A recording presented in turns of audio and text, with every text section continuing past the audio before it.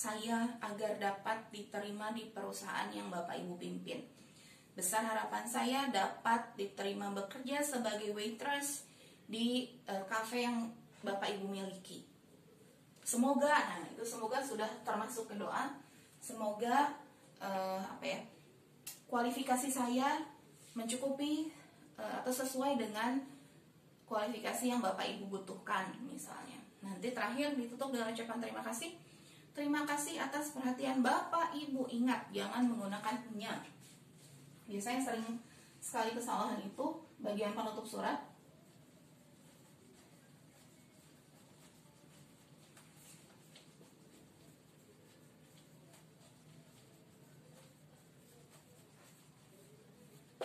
Hindari menggunakan katanya. Katanya ini adalah orang ketiga misalnya.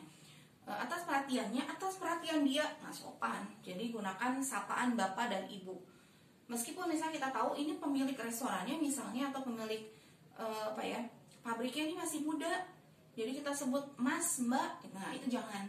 Kalau bahasa lisan silakan. Tapi dalam surat lamaran kerja gunakan sapaan formal Bapak, Ibu. Atas perhatian Bapak dan Ibu kami ucapkan atau saya ucapkan terima kasih. Atas perhatian Bapak dan Ibu saya mengucapkan terima kasih. Gitu ya, itu untuk penutup surat. Nanti karena ini penutup surat tadi ada salam pembuka, maka diakhiri juga dengan salam penutup. Salam penutup harus seirama, sama, sejenis dengan salam pembuka.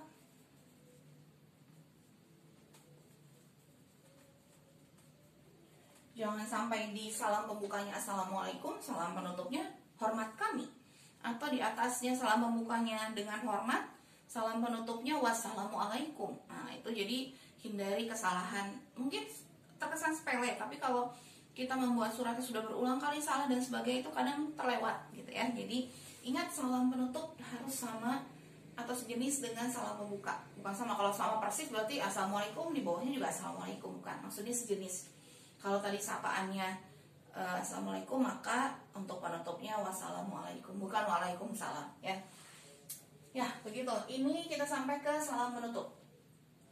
Nanti kalau misalnya di bagian inti, terlewat tadi, maafkan. Di bagian inti kalau mau menyebutkan bukti pendukung bahwa saya ini berkualifikasi, biasanya menyebutkan sebagai bahan pertimbangan Bapak dan Ibu, saya lampirkan 1, 2, 3, ditulis ke bawah.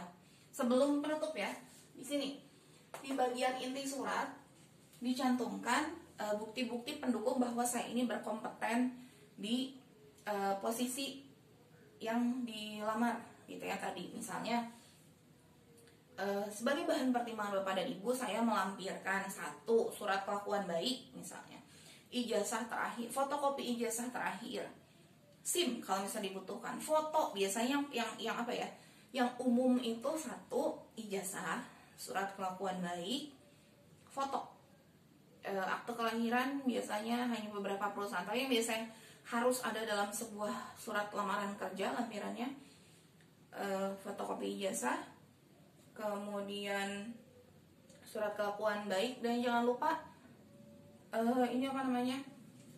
kurikulum vitae, riwayat hidup. Kalau tadi di bagian inti surat tidak mencantumkan biodata, nah berarti riwayat hidup harus betul-betul dicantumkan atau dilampirkan di belakang surat ya. Jadi yang tadi terlewat maafkan. Setelah tadi saya mengajukan lamaran kerja sebagai, nah di bawahnya tambahkan sebagai bahan pertimbangan Bapak dan Ibu saya melampirkan 1, 2, 3 dan seterusnya ya. Urutan ke bawahnya sama. Baru nanti terakhir ada penutup, hormat saya, kemudian jangan lupa ditandatangani nama jelas, begitu ya. Itu saja mengenai surat lamaran kerja. Mohon maaf tadi ada kesalahan terlewat yang bagian intinya, tapi untuk lebih jelas bisa kalian bahas lagi, lihat lagi di buku paket baik yang Ibu share dalam bentuk PDF atau buku paket yang kalian pinjam dari sekolah. Nanti kalau misalnya ada yang kurang jelas, ada yang mau ditanyakan, boleh di grup kelas saat pembelajaran bahasa Indonesia gitu ya. Nah di catatan yang minggu kemarin Ibu sampaikan sebelum kuisis itu ada tugas. Tugasnya adalah membuat surat lamaran kerja. Yang sudah membuat bagus, tapi dicek lagi penulisannya sudah sesuai belum ya dengan tadi pemaparan yang Ibu sampaikan.